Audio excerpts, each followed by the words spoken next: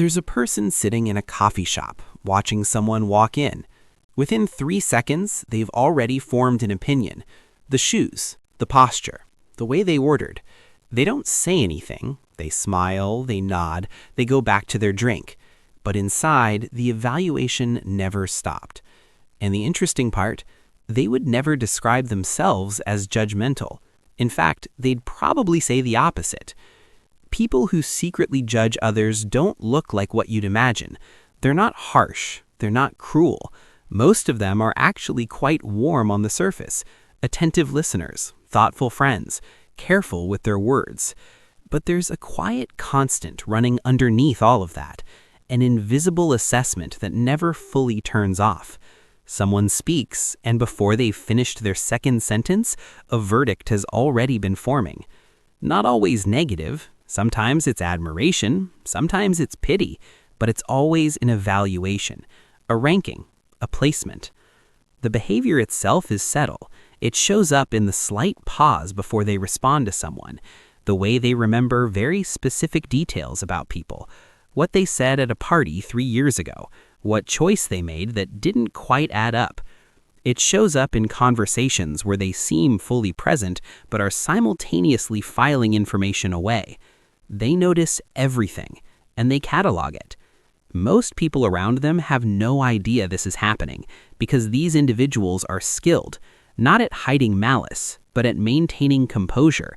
The judgment doesn't leak out easily. It stays internal, quiet, private. Here's what most people get wrong about this pattern. They assume it comes from arrogance, from a belief that they're better than everyone else. And sometimes, on the surface, it can look like that. But that's rarely what's actually driving it. For most people who judge constantly and quietly, the behavior is rooted in something far more familiar.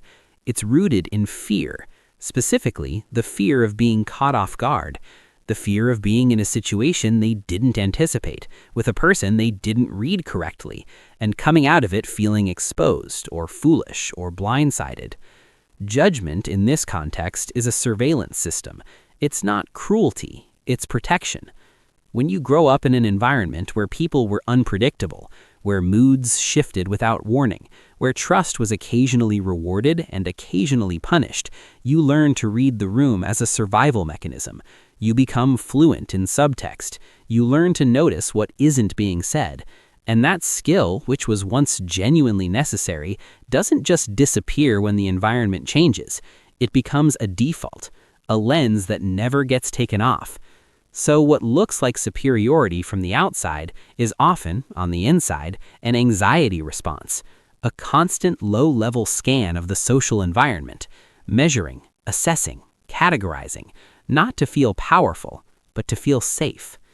And here's where it gets interesting, because these individuals don't just judge other people.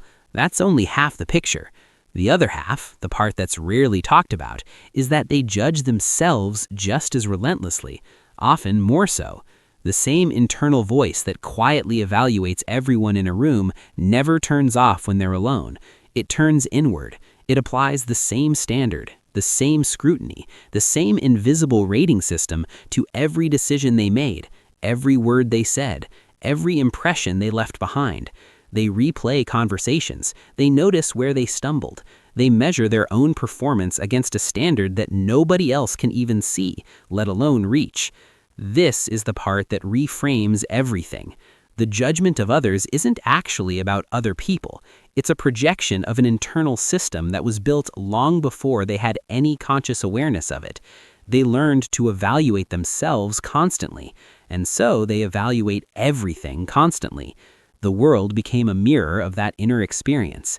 It's not about confidence, it's about control.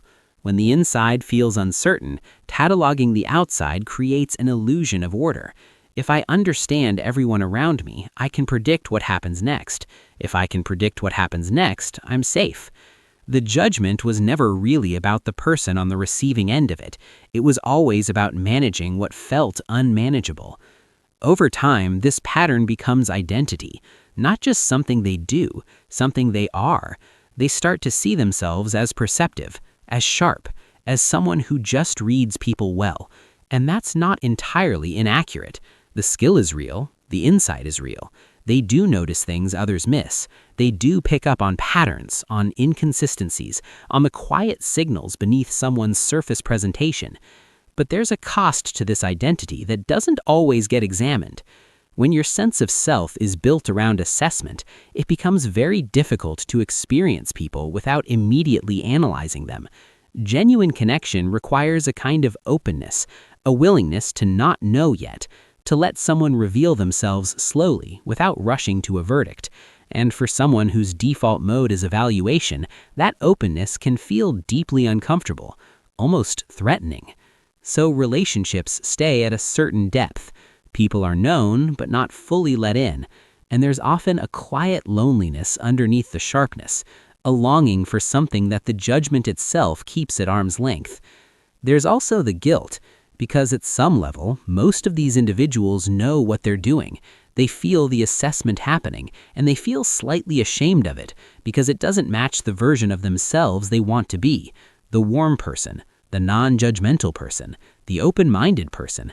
And that gap between who they judge themselves to be and the behavior that keeps surfacing creates its own layer of noise. That's not weakness. That's awareness trying to surface through a very old and deeply embedded pattern. What makes this pattern so persistent is that it largely works. That's the uncomfortable truth. People who constantly assess their environment do tend to avoid certain mistakes. They do read social situations accurately. They do catch red flags early. The system, frustrating as it is, delivers results often enough to keep reinforcing itself. So the brain has no real reason to stop. The judgment continues because the judgment has been useful. It has kept them safe, in some sense, for a very long time. But safe and connected are not the same thing.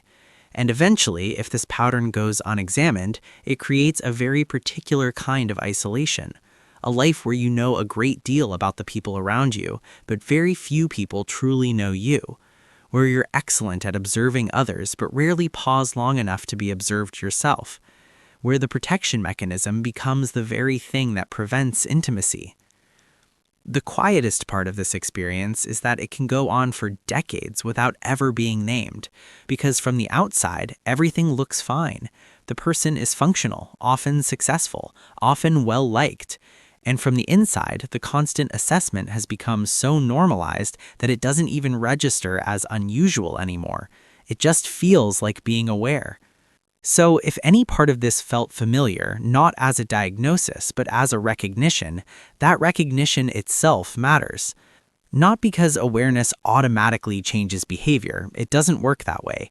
Patterns this deeply embedded don't dissolve the moment you name them, but naming them does something quieter and more significant. It creates a small space between the pattern and the person, a pause, a question, a moment where the automatic becomes visible. And in that visibility, something shifts, not dramatically, not all at once, but genuinely. The judgment was never random. It was a system built for protection, running so long it forgot its original purpose.